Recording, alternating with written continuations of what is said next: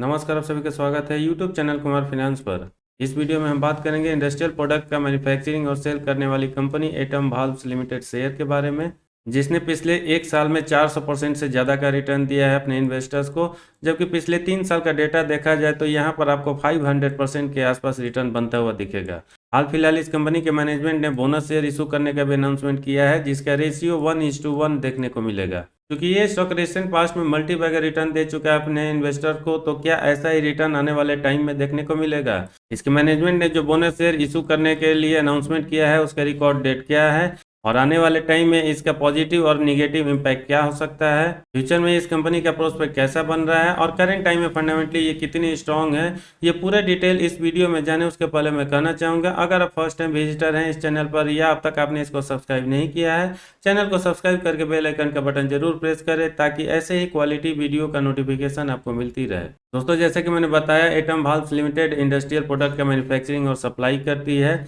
जिसमें कुछ इसके मेजर प्रोडक्ट हैं: valves, cocks, boiler mounting, pipe fittings, sanitary fitting, fabrication सब स्टील एंड आयरन और नॉन फेरस मेटल्स। ये कंपनी जितने भी प्रोडक्ट का मैन्युफैक्चरिंग करती है, अगर उसके हम यूज के बारे में बात करें तो जनरली ये प्लम्बिंग के लिए इस्तेमाल किया जाता है, और जब भी कोई नया कंस्ट्रक्शन वर्क होता है इन सारे प्रोडक्ट्स का कंजम्पशन काफ़ी ज़्यादा होता है। इसलिए ओवरऑल देखा जाए तो अगर रियल एस्टेट का बिजनेस इंडिया में आने वाले टाइम में ग्रो करेगा, इस कंपनी का सेल्स हो, प्रॉफिट हो, अच्छा पॉजिटिव ग्रोथ आता हुआ दिखेगा। लेकिन अगर रियल एस्टेट इंडस्ट्री बहुत अच्छे से ग्रो नहीं करता है, फिर ऐसे कंपनीज के बिजनेस पर थोड़ा सा निगेटिव इम्पैक्ट होता हुआ दिख सकता है, क्योंकि भले ही अदर कंस्ट्रक्शन वर्क चलने की वजह से इस कंपनी के प्रोडक्ट का सप्लाई तो होगा, लेकिन उसका वॉल्यूम काफ़ी कम रहता है, क्योंकि मेजरली इस कंपनी का जो भी प्रोडक्ट अभी करंट मार्केट में चल रहा है उसका इस्तेमाल रियल एस्टेट या हाउस होल्ड में ही किया जाता है। एटम वाल्व्स के फंडामेंटल को समझने के लिए कुछ की पॉइंट्स पर हम नज़र डालें तो करंट टाइम में आपको इसका मार्केट कैप मात्र 111 करोड़ देखने को मिलेगा।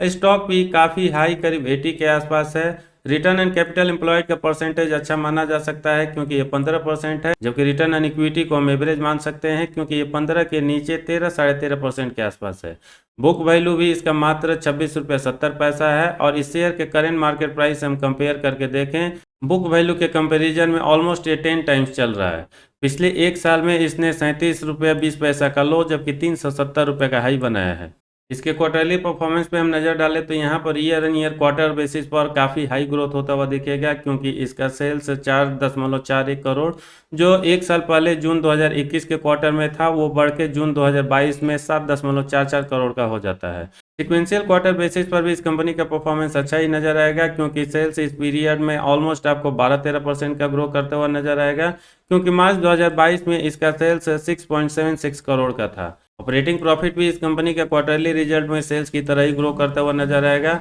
और ये 0.59 करोड़ 1.03 करोड़ से बढ़ के 1.38 करोड़ तक पहुंचा है। जबकि ओपीएम परसेंटेज में आपको लगातार यहाँ पर इंप्रूवमेंट नजर आएगा पिछले 3 क्वार्टर रिपोर्ट के हिसाब से, क्योंकि ये 13.38% जो जून 2021 क्वार्टर में था, 15.24% मार्च 2022 में होता है, और फाइनली जून 2022 जो इसके लास्ट क्वार्टर का रिपोर्ट रहा है, ये बढ़ के 18.55% हो जाता है। यानी ओवरऑल देखा जाए तो इस कंपनी का क्वार्टरली रिजल्ट पिछले कुछ क्वार्टर से काफ़ी शानदार और स्ट्रॉन्ग है, क्योंकि इसका चाहे सेल्स ग्रोथ हो, ऑपरेटिंग प्रॉफिट हो या ओपीएम परसेंटेज हो, यहाँ पर अच्छा ग्रोथ होता हुआ दिख रहा है। लेकिन अगर हम इसके एनुअल रिपोर्ट पर नज़र डालें तो ये कोई बहुत अच्छा नज़र नहीं आएगा पिछले 3 साल से लेकर 10 साल के बीच में, क्योंकि इसका कंपाउंडेड सेल्स ग्रोथ इस पीरियड में सिंगल डिजिट में रहता है, और ये लोअर साइड में 3% जो पिछले 3 साल ऑन एवरेज के अकॉर्डिंग है, जबकि 10 साल में मात्र ये 7% के रेट से ग्रो करता है। कंपाउंडेड प्रॉफिट ग्रोथ इसके सेल्स ग्रोथ के कंपैरिजन में काफ़ी स्ट्रॉन्ग और अच्छा माना जा सकता है, क्योंकि लगातार पिछले 10 सालों से ये डबल डिजिट में बना हुआ है,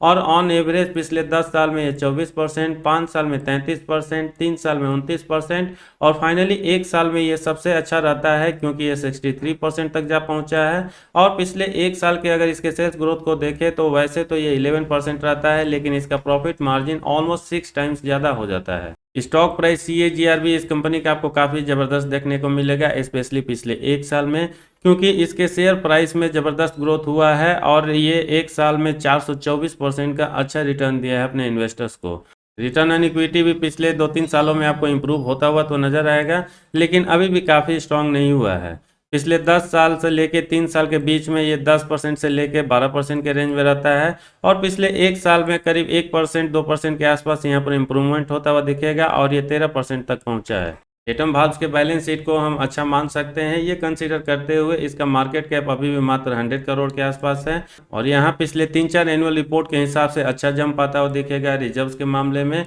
क्योंकि ये 1.36 करोड़ जो मार्च 2019 एनुअल रिपोर्ट के हिसाब से था, मार्च 2022 में ये 6.88 करोड़ तक जा पहुंचा है। यानी मात्र 4 ही सालों में इसका रिजर्व्स ऑलमोस्ट आपको 5 गुना से ज़्यादा होता हुआ दिखेगा। कंपनी के ऊपर कर्ज आपको पिछले कुछ सालों से लगातार कम होता हुआ दिखेगा, जो कि एक अच्छा और स्ट्रॉन्ग साइन है इस कंपनी के लिए, क्योंकि मार्च 2016 में सबसे ज़्यादा इसके ऊपर कर्ज 15.53 करोड़ का होता है, जो अगले कुछ सालों तक लगातार आपको इम्प्रूव होता हुआ दिखेगा और फाइनली करंट टाइम में ये 5.38 करोड़ तक जा पहुंचा है। यानी कंपनी के मैनेजमेंट ने अपने ऊपर से करीब 10 करोड़ के आसपास कर्ज को कम किया है। शेयर होल्डिंग पैटर्न भी इस कंपनी का आपको ठीक ठाक ही नजर आएगा, क्योंकि प्रोमोटर्स की होल्डिंग पिछले 4-5 सालों से लगातार स्ट्रॉन्ग बना हुआ है और ये 70 के ऊपर 72.73% मार्च 2021 से लेकर जून 2022 क्वार्टर रिपोर्ट तक कंटिन्यू है। क्योंकि ये कंपनी माइक्रो स्मॉल कैप की कंपनी है, इसलिए डीआईज हो या एफआईज हो उनकी कोई भी होल्डिंग नज़र नहीं आएगी और प्रोमोटर के अलावा पब्लिक जिसमें रिटेल इन्वेस्टर या कुछ बड़े एचएनआईज नज़र आते हैं,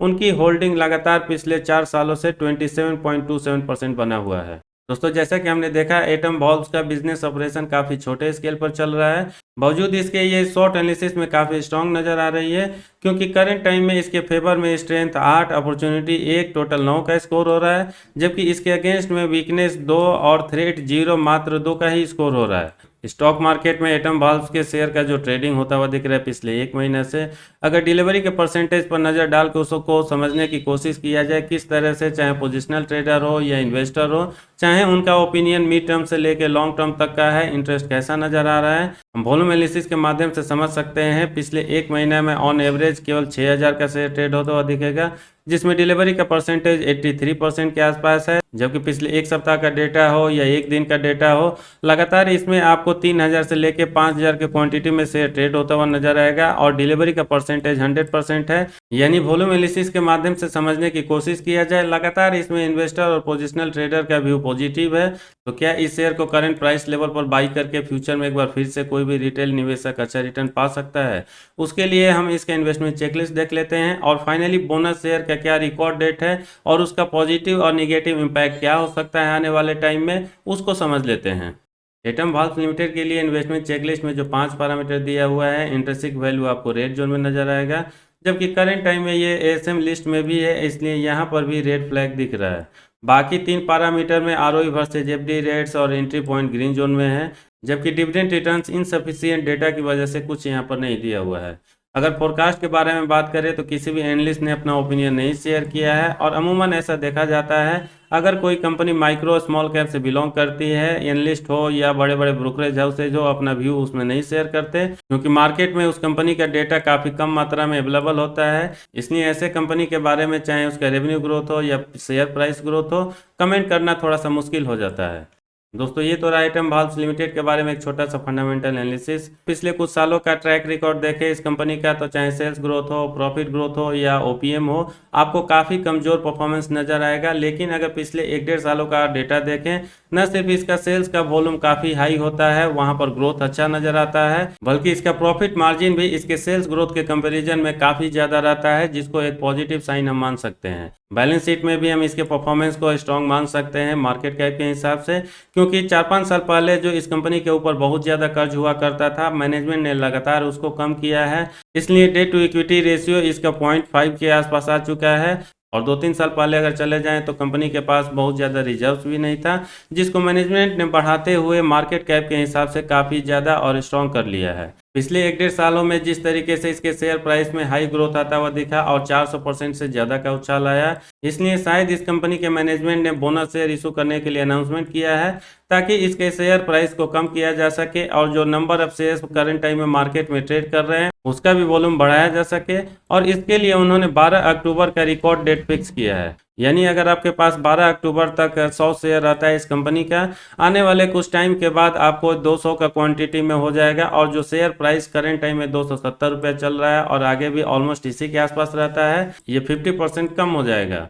अब अगर हम बात करें बोनस शेयर इशू होने के बाद इसका क्या पॉजिटिव इम्पैक्ट हो सकता है और क्या निगेटिव इम्पैक्ट, सबसे पहले मैं पॉजिटिव इम्पैक्ट के बारे में बात करूंगा। क्योंकि जैसा कि हमने देखा इस कंपनी का स्टॉक जो टोटल मार्केट में ट्रेड कर रहा है उसका वॉल्यूम काफ़ी कम है, इसलिए जब भी कोई ऑपरेटर किसी शेयर में मैनिपुलेशन करना चाहता है, छोटे क्वांटिटी में ट्रेड करने वाले कंपनीज के शेयर में आसानी हो जाती है, क्योंकि ऐसे शेयर में जब भी वो चाहें शेयर प्राइस को काफ़ी हाई लेके जा सकते हैं, या जब भी चाहें उसके शेयर प्राइस को काफ़ी नीचे की तरफ लेके जा सकते हैं। जैसे ही बोनस शेयर इशू होगा, जो करंट टाइम में इसका क्वांटिटी है उससे डबल हो जाएगा, इसलिए ऑपरेटर द्वारा गेम करना थोड़ा सा मुश्किल हो जाएगा, क्योंकि जैसे जैसे किसी भी स्टॉक का मार्केट में क्वांटिटी बढ़ते हुए जाता है उसको हैंडल करना थोड़ा सा मुश्किल हो जाता है। इसलिए अमूमन हम देखते हैं स्मॉल कैप हो या मिड कैप हो, जहां पर क्वांटिटी किसी भी कंपनी के शेयर का कम होता है वहां पर मैनिपुलेशन ज़्यादा होता है, या ऑपरेटर द्वारा गेम भी ऐसे ही कंपनीज में होता हुआ दिखता है। लेकिन अगर आप लार्ज कैप में चले जाएं जहां करोड़ में शेयर ट्रेड होता है, वहां पर मैनिपुलेशन करना मुश्किल होता है, जिसकी वजह से लार्ज कैप के शेयर में बहुत ज़्यादा अपर या लोअर सर्किट का खेल होता हुआ नहीं दिखता,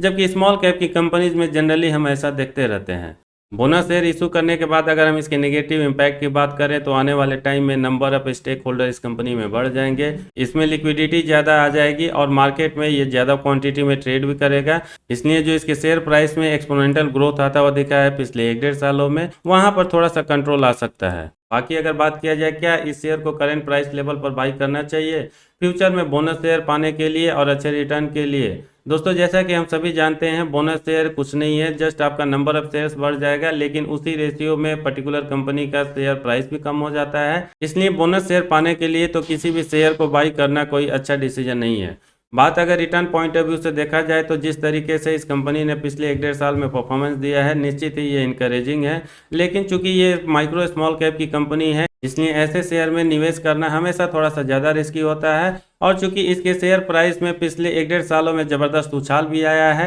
आने वाले शॉर्ट टर्म में बोनस शेयर भी इशू हो जाएगा, जिसकी वजह से लिक्विडिटी इस कंपनी और शेयर में बढ़ता हुआ दिखेगा। इसलिए आने वाले 1-2 सालों में एक बार फिर से हिस्ट्री को रिपीट करेगा ये कंपनी, यानी फिर से वैसा ही रिटर्न मिलेगा। मेरे लिमिटेड नॉलेज के अकॉर्डिंग ऐसा होना संभव नहीं है। इस कंपनी के फ्यूचर आउटलुक के भी बारे में बात किया जाए तो जैसा कि मैंने बताया रियल एस्टेट बेस्ड ये कंपनी है, उसका ज़्यादा कंजम्पशन कंस्ट्रक्शन इंडस्ट्री में ही होता है, इसलिए अगर वहाँ पर अच्छा ग्रोथ आया निश्चित ही इसके सेल्स और प्रॉफिट में अच्छा ग्रोथ आता हुआ दिखेगा। लेकिन अगर इस सेक्टर में थोड़ा सा भी स्लो डाउन होता है, उसका निगेटिव इम्पैक्ट न सिर्फ इसके सेल्स और इसके प्रॉफिट पर पड़ेगा, बल्कि इस कंपनी के ओवरऑल ग्रोथ पर भी होता हुआ दिखेगा। इसलिए पर्सनली मुझे अगर इस शेयर को अपने पोर्टफोलियो में ऐड करना होगा, मैं इसको अवॉइड करूंगा। इस वीडियो में इतना ही, उम्मीद करता हूँ आपको पसंद आया होगा, इसलिए लाइक का बटन प्रेस करते हुए अपने सर्किल में उनके साथ जरूर शेयर करें जो एटम वाल्व्स लिमिटेड शेयर में इंटरेस्टेड है। पूरा वीडियो देखने के लिए धन्यवाद। जय हिंद।